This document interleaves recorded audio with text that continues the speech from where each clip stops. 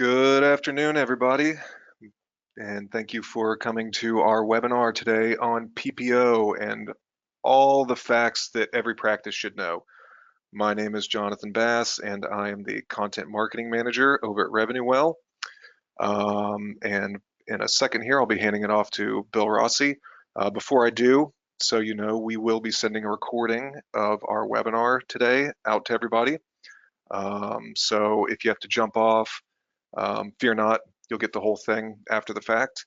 And we will be holding a Q&A after Bill is done with his presentation. So if you have any questions, type them in. I will moderate that after the fact, and you know, we'll answer as many as we can get to. Bill Rossi is our featured presenter today. Bill has over 35 years in practice management. He is a staunch ally for private and independent practices in a profession, as we all know, that is increasingly being impinged upon by corporate dentistry and PPOs. So without further ado, Bill, the floor is yours, and let's do this. Okay, thank you, Jonathan. Hi, everybody. Well, the way I phrase the title of this presentation is 10 things you need to know about you in PPOs. And I think by knowing these, it can be very helpful to you. So let me start with the most important thing. You have more power than you think. Most doctors feel that they're basically at the mercy of PPOs. And in the last 15 years, people have sure signed up with a lot of them. And I feel it's at the point now where doctors have to start taking it the other way. You don't have to take everything they dish out. PPO participation does matter, as you'll see in this graph I have coming up later. And insurance participation matters, but it doesn't matter as much as a lot of other things. And I think a lot of times in the doctor's mind, the PPO participation is more strong in their head than it really should be. Every doctor hates to lose patients, and so that fear is what the suits that the PPO have working for them, your fear of losing patients or having a really light schedule. And so the number one thing I have to tell you is it is possible to live without PPOs. A brief history on this. In Minnesota, over the year, I helped run over 200 practices up here, my team and I. And so we're in the upper Midwest, and most of our work is doing what practice management consultants do, help practices grow. In the course of our work, though, we ran into this PPO stuff. And in Minnesota, in 2001, we had a particularly nasty form of Delta at the time. For the typical practice here in the metro area, Delta is the 500-pound gorilla. It has 75% of the insurance market. And so, or in that area, 2/3 to 75%. In most parts, but in all parts of the state, not all parts. Anyway, in 2001, Delta pulled a big loony. They unilaterally just kicked 71 doctors out of the network, more or less. And when the doctors asked why, they said, well, we just basically don't like your procedure profile. And I always think it's kind of like a Kafka-esque novel or Orwellian deal where you go, well, what did we do wrong? Well, you know. Well, tell us what we did wrong that you kicked us out. We can't. It's proprietary. And so these doctors were in this horrible thing. If you can imagine finding that overnight, 75% of your patients are out of network, and the checks are going to them in the future, and all that scariness. Because of that, a lot of doctors contacted me in this area because I'm present here, and I had some doctors, I still do, that are out of network types, non-par types, and these guys were desperate to get through these transitions okay. And this is about as bloody a transition as you can get when you have that much of your patient base in a Delta transition. But I'm here to tell you most of those doctors did just fine. It was scary, though. Most of the doctors Delta kicked off were good doctors. There are some greed heads in there, I suppose, but most of them were Pankey guys, Dawson guys, AGD, MAGD type doctors, men and women. And so they survived it, and because of that, we started getting a reputation for knowing how to deal with that, kind of that baptism of fire. And since then, I've helped many, many practices deal with PPOs, balancing the participation, negotiating a bit with the PPOs, and if it's right, making a transition out of some of the PPOs. Number one thing, you have more power than you think. Number two thing, practice with little or no PPO participation generally do get fewer new patients. However, if you get deep into PPO participation, the extra patients you get are not as significant as the extra discounts you have to withstand. In other words, look at the, I better move my slideshow here. And there we are. So if you're completely out of network with all insurances, I know you get less new patients. We do studies on this stuff. So I had a statistician look at it. And I noticed in my work that if I go to a practice that's with tons of PPOs, they don't get tons more new patients. It's like a balancing thing. Remember, doctors, when you actually had control of your fees, you would try to balance your fees. You wouldn't necessarily want to be the highest one on the block or the lowest.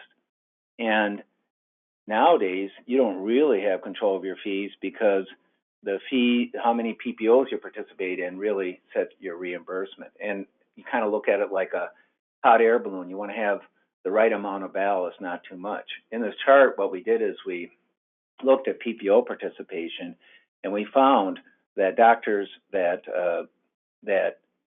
added one or some PPOs did better, but after that certain point, that it didn't really add to patient flow. So there was an increase in patients that's statistically significant on that graph there. Then you see a little fade as they join more. That is not statistically significant, but it points out that you really don't get an ongoing curve. The more PPOs you join, the more patients you get. And this is important to know. Balance is the main thing. I'm not a purist. I'm not one of these guys that say you should drop all of them. That can be too drastic. It's a matter of balance. So you have to find the right balance for your practice. When dentists have complete control of their fees, like I mentioned, most will try to balance their fees. You want to balance your PPO participation too. This is a survey that was done. Alan Schiff, the accountant on the East Coast, did this. And they sampled a bunch of offices there. I was working on a MetLife exorcism in Baltimore, and I want to kind of get a feel for the marketplace. And this was a client of his, so he did some research.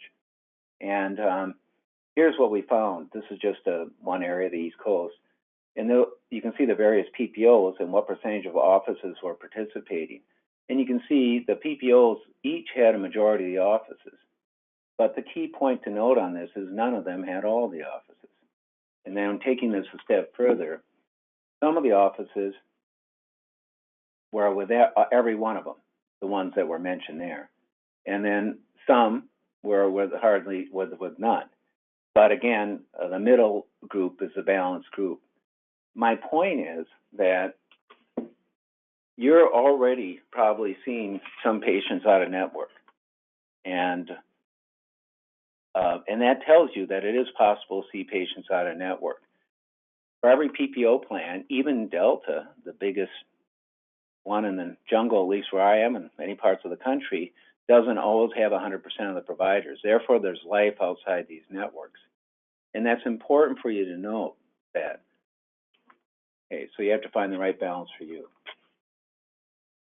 One of the things you have to recognize, if you already are out of network, and you almost certainly are with some, is that I'll give you an example. MetLife. When I do a speaking engagement, I'll ask the people in the room, how many of you are participating with MetLife? And generally, about half the people in the room will raise their hands. And I say, okay, you participate with MetLife.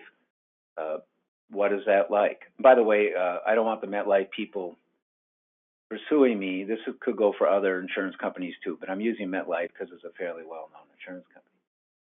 So I have people say they're with MetLife. They say, how is it? They go, it stinks. We write off 45% of our fees or 40% of our fees. And I go, okay. And then I'll ask, how many of you are not with MetLife in the room? And half the offices will raise their hand, something like that. And I'll say, do you have MetLife patients? And they'll say, yeah. And I say, how are the insurance benefits? Mostly pretty good. Some have copays and preventative, but mostly pretty good. What? I mean, what are you getting at? And so I want to tell one half of the room to talk to the other half that there is, if you're in network, it looks scary as heck. to have the prospect of going out of network. But if you're out of network, you go, well, I'm okay. But the transition's what's scary. And this is where I wish doctors would talk to each other more, because insurance, you can't collude on fees. But insurance company guys, they have all week long to run the numbers. You're taking care of patients. You're concerned about being busy. To you, the patients are humans that you don't want to lose track of, and to them, everything's just numbers. And so, and then if doctors don't talk to each other, you don't recognize. So, for example, in my area, because I work with so many practices, I can go in an office and I'll say, you know that XYZ PPO is paying the guy down the street more than they're paying you? And they'll go, say what? I thought they paid everybody the same. And I go, no, they don't. They do pay different doctors differently. Some insurance companies are more consistent than others, but there is variation. And so anyway, I better get back to this slide. One of the things you have to recognize is that employers provide dental insurance because they want their employees to be happy. And of course, the employer wants inexpensive insurance, and that's the pressure on Delta and all the PPOs to keep their fees down, because the medical premiums are really eating away, expense-wise. But most insurance companies have decent out-of-network benefits, and the reason for that is they want their employees to be happy. Employees aren't happy if they get dental insurance and can't go to the provider of their choice. So the employers know that. So the number one thing is they want an insurance company insurance that isn't too expensive, but they don't want employees that are complaining about going to the provider of their choice. So if you run an insurance company, even if you're like Delta and you have 90% of the providers like they do in our area, they want every provider they can get, because every provider they get represents strength and power and marketability to them. And so just like you might have 1,300 patients, doctor, and hate losing one, they might have 1,300 offices and hate losing one. And if an office does go out of network, they don't want the patients complaining to the employer about it. And so the out-of-network benefits can be surprisingly good sometimes. And when I'm dealing with doctors that are in different states where I don't have someone 5 miles down the road, we can usually figure out by checking with other offices what the out-of-network benefits are. There's other ways too that gets kind of involved. And they're often like amazed that they're so good, and then they go, why am I staying with this plan? If you drop a PPO and your staff is properly trained, you'll keep most of those patients, unless the out-of-network benefits really stink. And sometimes they do. Sometimes there's zero. But that's what you need to know as you look at this. Most of the times it's not zero. So, putting in simple math to it, if you're writing off 40% of your normal fees to a PPO, if you drop it and keep 60% or more of the patients, you're going to be ahead. Of course, doctors get all upset. They go, I don't care. I work for free rather than having an hour open, that sort of thing. But usually, if you handle it right, in these transitions, you'll keep far more than 60% of the patients. So I get calls all the time from doctors that, maybe emotionally just want to drop some plan because it's ticking them off so bad. We're very careful about it. But if you're careful about it and do it in a measured way, you can leave the plans and keep the patients and lose the discounts. But it has to be done with thought, not impulsively. Just keep in mind that patients like you better than their insurance company, but you don't want to diss their insurance company. It doesn't do any good to write letters that say, we're a high-quality practitioner, and we can't be with this insurance company because it sucks. It doesn't help at all. So you always want to accept the positive. If you're going on a network, you don't want to say things like, Delta's really stinks and, they're screwing us all over. You have to say, hey, the good thing is with Delta, you can still go to the provider of your choice. When people call and say you're on a PPO plan, I'm sorry, I just got distracted. Excuse me. if you're on a PPO plan, I forgot where it was, Jonathan. What was I just saying? Oh, when someone calls and says you take a plan, you go, if you have patients on the plan, you go, we have many patients on this plan and things generally work out. Come on in, and we'll do a benefit check. Too often, practices sock themselves in the jaw. A patient calls, they're so twisted by the insurance deal and so fearful that the first thing they ask is, what's your insurance? Well, we just want to let you know we're out of network.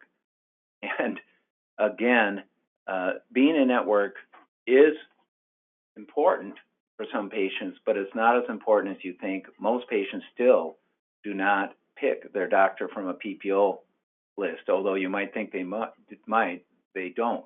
They pick it from other things.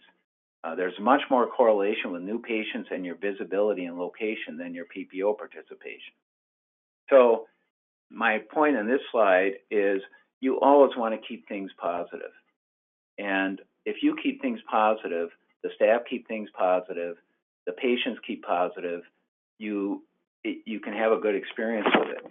You don't want to be negative to the insurance companies or negative to the patients. I mean, even if an insurance company covers very little, you can still say to a patient, you're lucky to have insurance. It certainly helps. No insurance covers 100% of recommended treatment, but this can certainly help. Now, PPO fees can be negotiated, and if you haven't tried, you probably left money on the table. It costs little to do this, and it's something that you got to get good at doing. I mean, for the foreseeable future, you guys are going to be dealing with PPO situations, whether to join or to leave or negotiate. So you've got to get used to doing this, and part of this is negotiating. So I'm going to go to this a little bit. This is a really common thing. I'll just think of one case history. Small town Minnesota, and the local factory there was changing to, let's say, Pet Life. And anyway, my client calls up and says, the Anderson family asked me if I'm going to be a provider with Pet Life. And I said, well, let's wait and see what the out-of-network benefits are and so on. I would not sign up because you have over 100 patients on this in this factory, and you're going to be agreeing to 40% off on the 100 patients, and we don't know if that's really needed yet. Well, of course, the doctor didn't listen to me because they hate the idea of losing the Anderson family or someone like that, so they signed up. And lo and behold, they had a lot of discounts on patients they already had before they got one additional patient. And after a month or two, the doctor says, holy crap, this is costing me a lot of money, thousands each month. And I go, yeah. So then we backed off the PPO, and they found that they kept most of the patients. They lost some families, but they kept most of the patients. They have to be slow to join and methodical in leaving.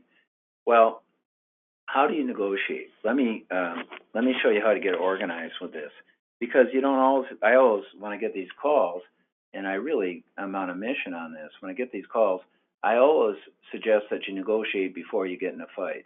And so that's what you want to do. So I'm going to show you the next slide here. This is real crude, and it's purposely, I just did a handwritten thing. This is a little bit old now, but we do this sort of thing all the time. Of course, I know how to work an Excel spreadsheet, and you can do it on that. I sometimes think it's good for the doctor to do this himself, because when you list your fees and then what you're getting from the various other folks, you get fire in your belly. I mean, just having it laid out there. Otherwise, you have all these agreements and fee schedules in a file cabinet somewhere, and you don't see what's written off. If you had, this is another thing that gets me, is if you're writing off $10,000 a month, you don't notice it. And if I said, well, why don't you spend $2,000 a month on a new sign or something, or advertising, or better location or something, the doctor doesn't feel the $10,000 because you don't write a check for it. But if you think about it, what if there's a mafia kind of guy that showed up at your door every month and said, give me $10,000 or some of your patients might go missing, if you know what I mean, Doc? You'd be furious. But that's kind of what's going on, where you're writing off that much. So anyway, you organize it so you can see roughly. This is weighted fee schedule, but you see at the bottom, your fee's 100%, Delta in this example, which is just an example, 71% MetLife, 67 Health Partners, Aetna. So you lay this out on a spreadsheet or otherwise, and this is what you use when you're negotiating. So let me go into that process a little bit. I'm on a mission about this because if more doctors negotiate and push back, we can start sort of reversing the tide of everyone just signing up for everything because they're afraid of losing patients. There are companies that do negotiations like Unlock the PPO or Veritas, and I think they're good companies and they're best. Maybe some of you have done this, but they're best at sorting out the umbrella networks, which I'll get to in a bit. They're best in sorting that out, indirect participation or network participation through a releaser, it's called. I'll get to that. Anyway, here's what you do. You look at the fees, and then you call up and you find out who the network provider is. You don't want to talk to a lower level bureaucrat. The people that process forms don't care. In every insurance company, there's someone that's recognized or rewarded for maintaining their provider network. And they want to keep as many dentists on the line as possible. So they want to keep you happy, and they're happy to pay you less if you accept it. But sometimes they'll pay you more versus losing you. So I call this PPO poker. So you get this together, and then when you call up the place, you ask them for the network manager, and you talk to them and say, look, I'm really busy here. I'm going, why am I working at let's say you're calling up about MetLife. And again, MetLife people, please don't come and kill me. Just let's say we're using MetLife. And you go, you know what, I'm getting 67% of my fees. I know my fees are fair. Can you guys do any better? I mean, Delta pays us better on Crown buildup. You pay 137, they pay 180, and we're getting more from Health Partners, and we get even more from, so you're cherry picking, but you're picking fees for argument's sake. That shivers their timbers a little bit because they are competing with other insurance companies, and you're throwing other insurance companies in their face. So you can go, well, if these guys have the same laws of math as you do, why can't you guys do better? And so you go, is this your top fee? Do you pay others more in the same area? And if you get an awkward silence, that's probably the case. I'll tell you a couple other case histories to put fire in your belly. And they'll usually say they'll do it under review. You want to note the bureaucrat's name, the network manager's name, and when they're going to get back to you. In some cases, like often with MetLife, you can't even get anyone to the phone. So you can't always get to the phone, but at least you try. Sometimes to get their attention, I'm going to tell you about a case history that came in this morning. I don't want to name more specific insurance companies. I'm using MetLife and Delta because they're so common, but I'm going to say XYZ insurance company now. This one insurance company is notorious for being a stonewaller. So I'll go to an office and say, I know they pay other people more. And the guy will say, I called them up and they said, no, this is what you get for the area. Or I called them up and they said they do a fee review and they gave me 2%. And I said, okay, they're not playing. Here's what you do. Send them call them up, the network manager, and say, what's your drop notice? Is it 60 days, 30 days? Who do I send that letter to? This particular insurance company tends not to negotiate until they get a drop letter. So you send them a drop note, and this is PPO poker. Now, if your practice is healthy enough and they don't play, you might just drop them. If you're getting 60% of your fees, the heck with them. But anyway, so then I just got an email this morning from a client of mine out, in the South, I think in Alabama, and he did what I just told you, and he emailed me just this morning, I got $150 more for a Crown. And so, and a bunch more overall, about an 18% increase in my fees. Well, doctors or office managers, pick up a phone once in a while instead of a handpiece and see if you can get yourself extra money, because that goes right to the bottom line. Also, again, I think just doing this grid really kind of helps you get your head into the game.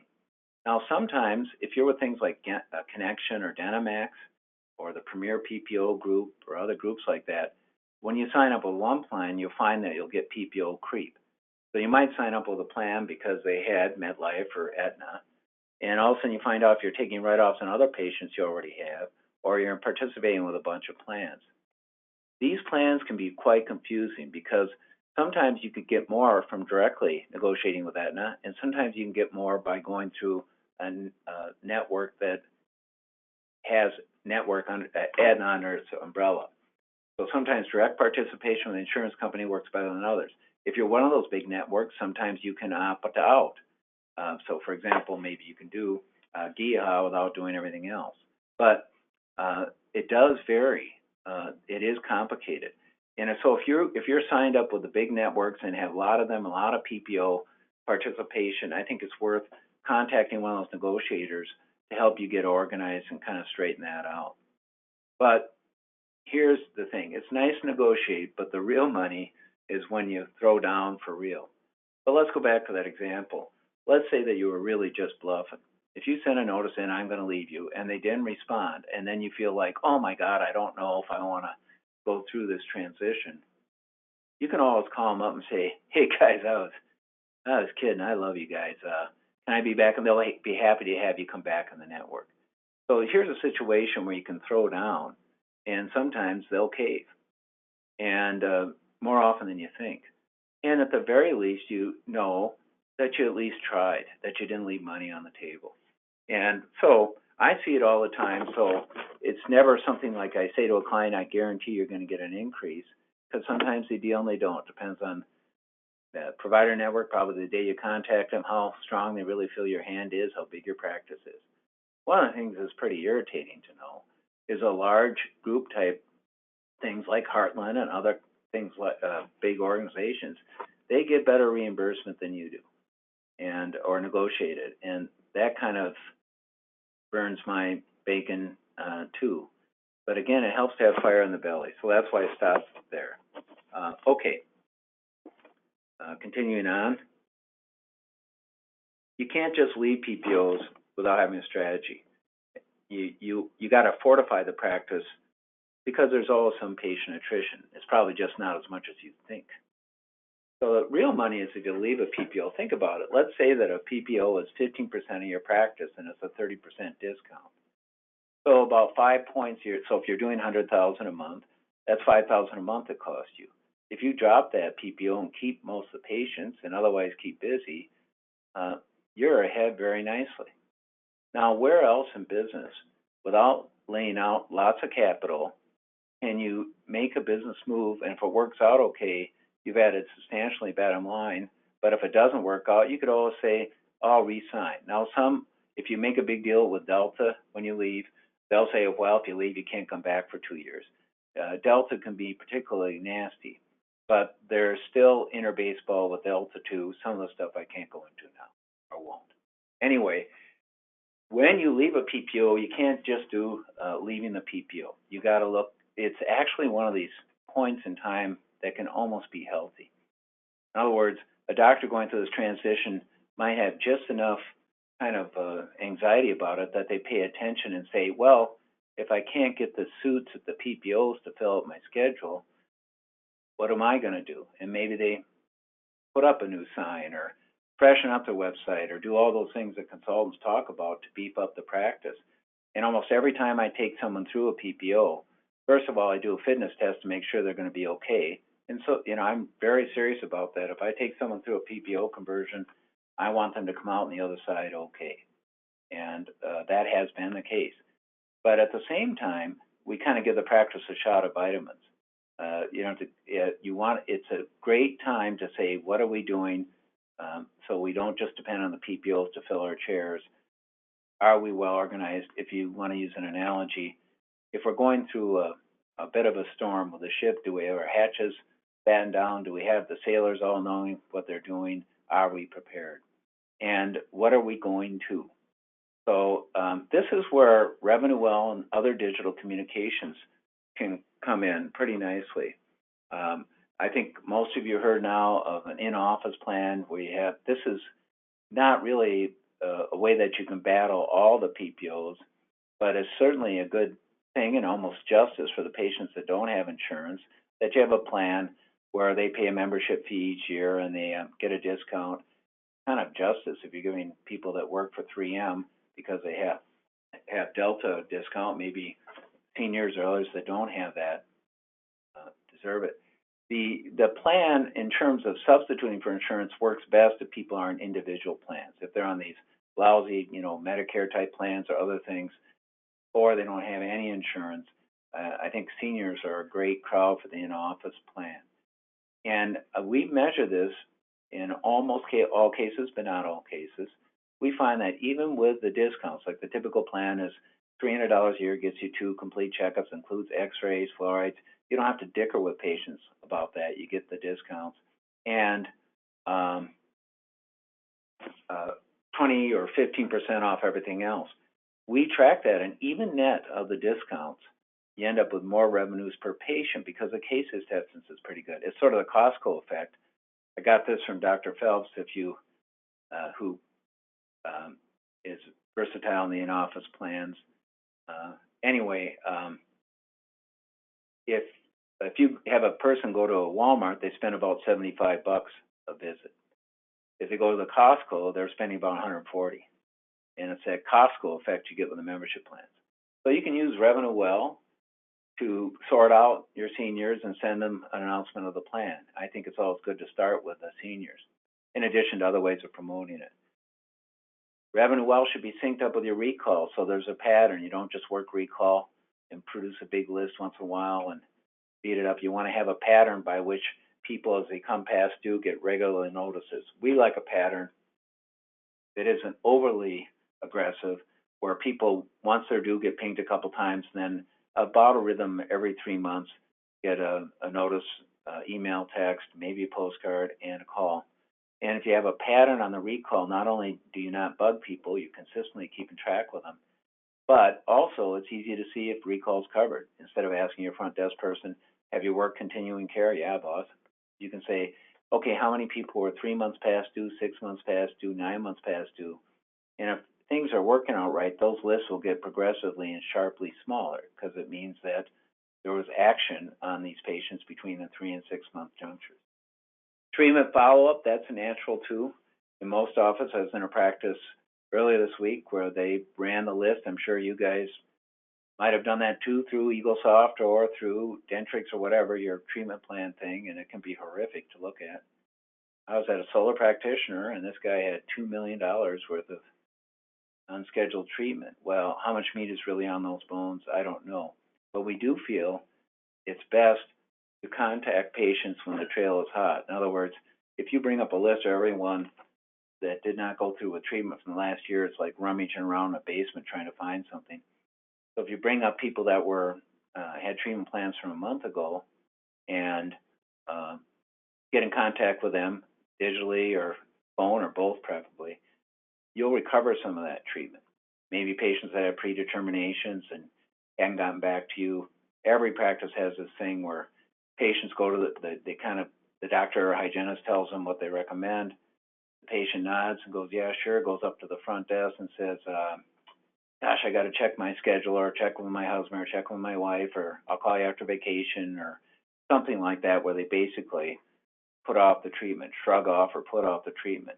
And so you need a system to try to make that more watertight. And again, it might not seem like much, but for a solo practitioner, just another crown or two a week actually scheduled can be huge. Another 2 or 3 or 4 recall patients scheduled per week can be really huge. And then you add in a couple other things, and all of a sudden you're talking $5,000 to $10,000 a month more in revenues. And so you beef up the practice when you leave it. Google reviews are important, and you get the surveys from RevenueWell. Different digital communication companies have different ways of doing this, but the patients that do the surveys are obvious candidates, especially if they have a Gmail account, to do Google reviews. And Jonathan, you'll have to tell me how you guys might ping patients that do that, but I've seen digital communications help in gathering reviews, and at the very least, when you have the surveys happening, you want to print them up and have the staff look at them so they feel good, but they should be piped into your websites as testimonials, and that helps too. And I believe all those, RevenueWell has a bunch of things they call campaigns, and you set up a yearly calendar. So for example, this time of year, everyone's thinking about that notice that goes out to patients that is, you know, your insurance year end is coming. If you have pending stuff or haven't been in yet, don't, you know, take advantage of your benefits and get in. If you have a flex plan, talk to us and we can help you with that.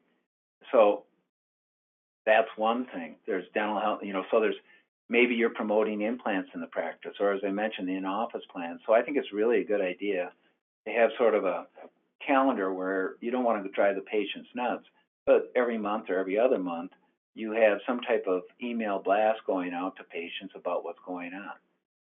And you know, maybe you do bleach for the beach. Now, these insurance letters at year end we used to do by hand, and they were, you know, they're a pain. But you can also, I believe, do sorts with RevenueWell and EagleSoft. I don't know about the other ones, and Jonathan, you'll have to clarify, where you can look at pending treatment and tie that in with these notices. So most of the time when I go to offices with digital communications, they're using it for confirmation and stuff. They might sort of have it hooked up with recall. A lot of times the staff really doesn't have it synced up. And they may occasionally use the campaigns. But even this week I was in a couple of offices where, like, are you using the campaigns? No. Well, if you got the service, use it. And again, all this stuff tends to become more relevant when you're going through the danger or at least the suspense of dropping a PPO. You go, oh my gosh, we have to get our stuff together. Well, get it together. And then you have real revenues versus let's just keep head down, keep busy, and take whatever gouging the PPOs take out of our backside. Okay. Let's see. I'm just checking the time here. These are actual case histories. I like this one. It's a little bit old now, but I like it because it illustrates a bunch of things. This is for real, and I always track exams. You can see production and collections, the collection percentage. And I like to track exams as the best way of measuring patient flow versus are you busy last week or did you have opening? Everything drives from exams. So let's go back to the Walmart example. If you look at a store like Walmart or Target or Macy's or anything, they track how many people have a transaction, go through their cash register lines, as it were. That's their flow. And they, of course, want to maximize their flow with advertising and all the things they do. In a dental office, I track exams or pro fees for the same reason. And that tells me if the patient flow is holding. We also, if you own a Walmart or something like that, they're looking at the production per exam.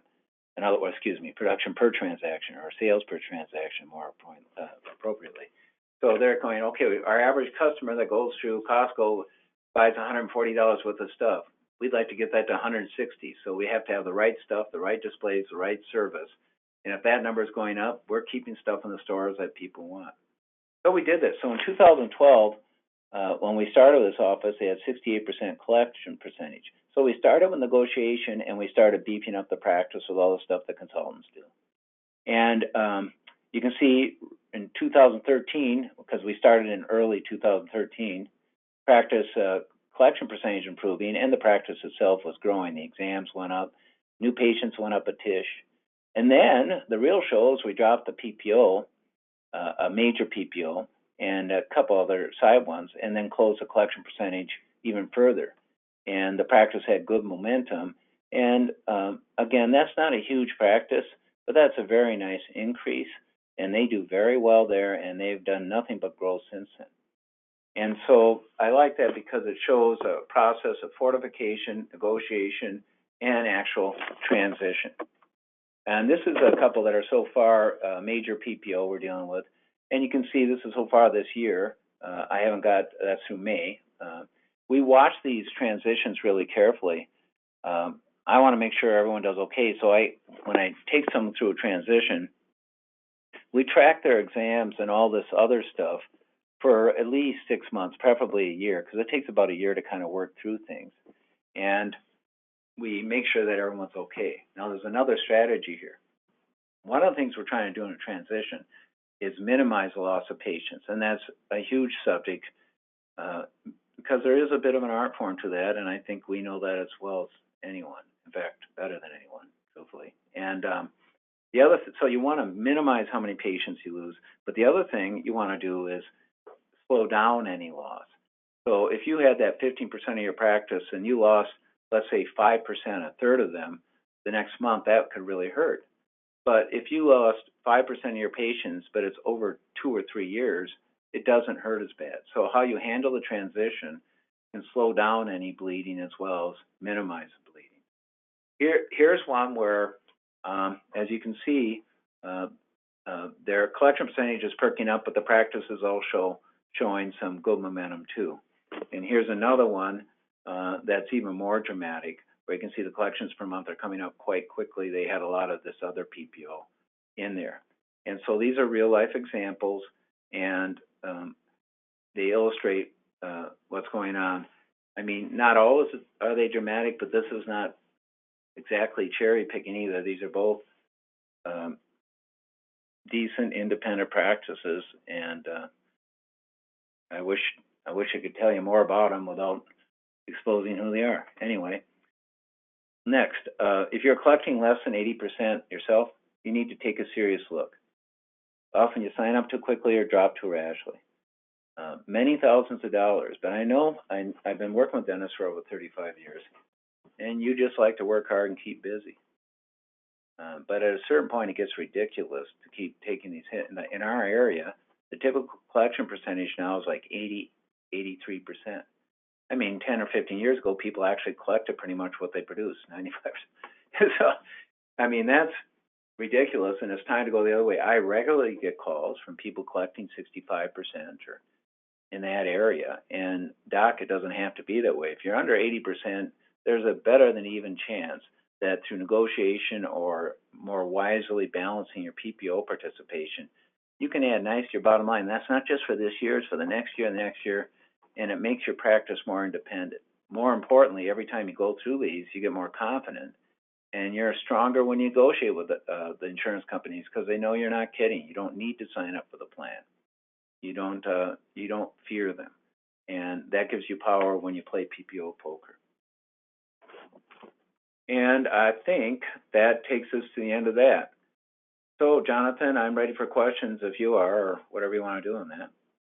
Yeah, let's do it. First of all, thank you so much. That was incredibly informative. Our first question is about like the disallowing of codes, and do you have any recommendations for practices where the insurance company comes back and they don't allow a certain procedure, and then the provider then has to write it off?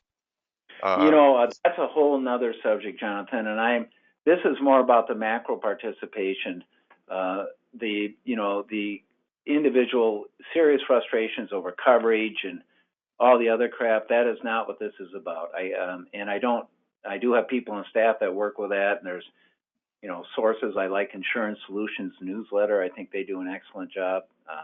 That's tied in with Charles Blair, but this is more about getting your fees for the things they do pay for, which is most, you know what I'm saying. So it's not so much about dealing with individual adjudication of claims. Okie dokie. Another question here. So how does a practice know when it's ready to drop a PPO? Like, is there just a certain aha moment, or like when will they know it's time to drop? Well, one of the indicators will be the one I mentioned. If you're collecting less than 80%, you really should be looking at it. Probably if you're collecting less than 90, at least should be aware. If your practice has good momentum, in other words, doctor, if you're feeling that you're close to capacity, why are you working at a discount? If you feel that the practice is growing and you're starting to get pinched where it's hard to keep up, or you're adding hygiene time and other things like this, and your collection percentage is slipping lower and lower, and you're busier and busier. If you're overhead because of the write-offs, let's say another indicator is, you should be netting 35 to 40% of your collections. That's based on the industry standards from people like McGill and the surveys we do up here with our local accounting firms that are valid. And of course, every doctor like to net 50%. But if you find yourself netting on collections 25 or 30%, chances are either you're overstaffed or inefficient in that area, or you're taking too many write-offs. So those are indicators. But the main thing, if you're ready, is your ideal situation for dropping is, let's say you've negotiated or not, you've decided that there's no more play there. Your ideal situation is to take a small PPO and maybe one that's 5, 10, 15% of your practice, and go through a transition because that's extra money, but then you learn how to do it.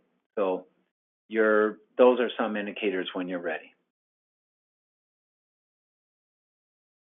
Awesome. Let's see here.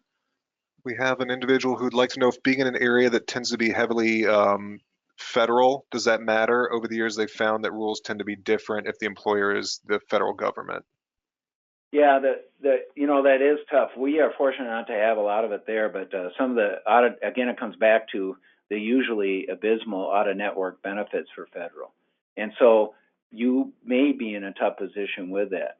Even then, you probably have other insurance companies, so you might be taking it. If you're right next to the Pentagon or something, and have to take a lot of federal write-offs, and the plan has zero out-of-network benefits or really crappy ones, then you look to your other plans or your in-office plans. But that is a thing. I mean, if you have 70% of your patients on a plan that has zero out-of-network benefits, you're really in a tight spot. And so I guess what I'd say is, I suppose even in Washington, D.C., there's people that aren't working for the government, and you want to build up that base and the non-insurance base. But it's not an easy road to hoe. I almost always, when I get calls, and again, from around the country, find there's some play that can be made. But your caller does have a point. All right, we have an individual here whose practice is with an insurance company that encompasses over 30% of their patient volume, but they'd like to get out of the network. Do you have any recommendations? Is that a good idea? And then a follow-up question, how do they find out what the out-of-network benefits are? Okay, good question. 30% to me is, it's like I was mentioning with the Delta 71 earlier, those guys, they had like 60, 70%, 75. So they had a tougher deal. 30% to me is a good play if you're otherwise conditions warrant the momentum, you're fit for that. So that doesn't scare me. In fact, if you got 30% of your practice that you're taking, let's say a 40% hit on, right? So that's about 8%. Man, that's you can add 10, 12 points to your collections pretty nicely. That's good. So what was the other part of the question on that? The second part of that, Jonathan? I lost my train of thought. Oh, it was how do they find the like the Out-of-network out-of-network benefits? And then like where would you draw the line on this? Like 50% maybe? Okay, good point. And on the out-of-network benefits, is that what you're saying, Jonathan? Or they're saying? Well, first, yeah, how do you find the out-of-network Okay, benefits? all right. It takes a little detective work. Like with some major insurance companies, here's the way it used to be.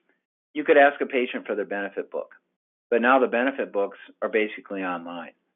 And so you can have a patient, if you're tight with them, or you have the patient's number, you can go to them. So for a major insurance company, for example, I'll just say Delta, one of the things you can do is if you have a patient with Delta that's moving and they want to know what the out-of-network benefits are for a doctor across town or something like that, you can go on to that and essentially find out what their benefit sets are. Now, you'll never get the fees, but you'll get the benefit set. So it might say, let's use Delta. It might say Delta PPO covers 180, 50, and the max is 1,500, and so on. And the Premier set, you go, well, what if I drop the PPO? I'll be on the Delta Premier. And so the benefit grid, you can just see it just like you do with your medical, shows in-network, out-of-network. Well, Delta, you can be out-of-network with a PPO, and all those patients will default, or most of those patients will default to the Premier thing. So if that's 180 and 50, great. And then you can look completely out-of-network with Delta, and it might say 80, 50, 40 or something. Or the max might change to 800 or 1,000 or something. So basically, you can do that. If you have patients you're tight with, you can ask them to access their information on it, Or even if you're in a small town, you can call the benefit manager and say, look, we got a lot of patients here. What is the deal? So it does take some detective work to find it. Another way to do it is if you have colleagues that that you trust.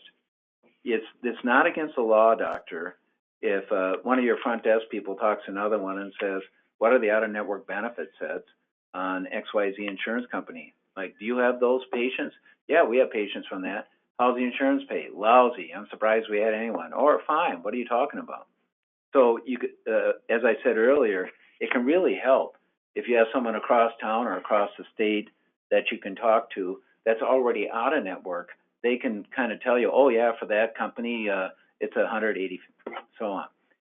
Okay, so here's the deal. Most of the time, the benefit sets are identical, but the fee schedule is different. So, for example, if you drop a PPO, instead they might have 180, 50, 100% preventative, 80, 50 for major. So look at what it means to you. Let's say that in network you get $850 for a crown. You go out of network, and it turns out they pay $950, and you'll be surprised they do that. The patient's copay goes up by $50, but your reimbursement goes up by 100.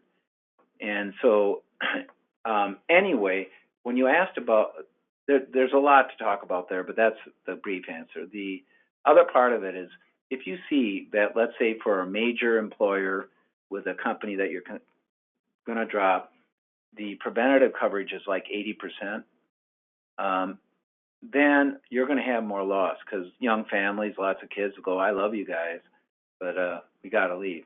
If the preventive is 100%, you'll have less. Sometimes you have a mix, and usually it is a mix. And that's one of the things you check, because if you have a company that has decent out-of-network benefits, that bodes well for the transition. And as I mentioned, there's a reason they do that. If you see 50% on preventative or that sort of thing, you can count on losing the majority of those patients. And if you're otherwise busy, you might say, well, so be it. Usually that's not the case, though. So usually the out-of-network benefit sets are acceptable in most cases, but you might see, oh gosh, the people that work with that factory or that company over there will have a $30 copay every time they come on preventative. Now, I just work with a practice on the East Coast that dropped Delta altogether, and that's a scary deal because the checks go to the patients. Delta is very, I say, adversarial in a lot of ways. They don't like to share information. And to make a long story short, the out-of-network benefits in this area really stink. For about 70% of the patients, the out-of-network benefits are almost punitive. Yet this practice, which has 1,000 Delta patients, we're 5 months into it, 4 or 5 months into it, we have 75 known losses of patients. So they're going to lose patients, but they're amazed at how many they're keeping. Now, over time, there's going to be more loss. I'm not kidding myself, but you can't predict. This office said, God, it's just like you said, Bill. There's patients that we came here and helped their kid who fell off a tricycle on Christmas Eve, and they left at the drop of a hat. And then there's others we hardly knew, and they're deeply loyal. You don't always know.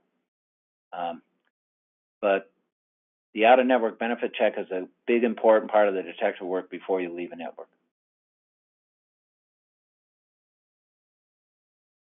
Okay, well, let's see. We just had, okay, and that individual says thank you. You seem to have answered all the questions. That's fantastic. We do not have any more questions, Bill, so I think I'm going to wrap this up. Thank you so much for your time. Thank you, everybody on the webinar.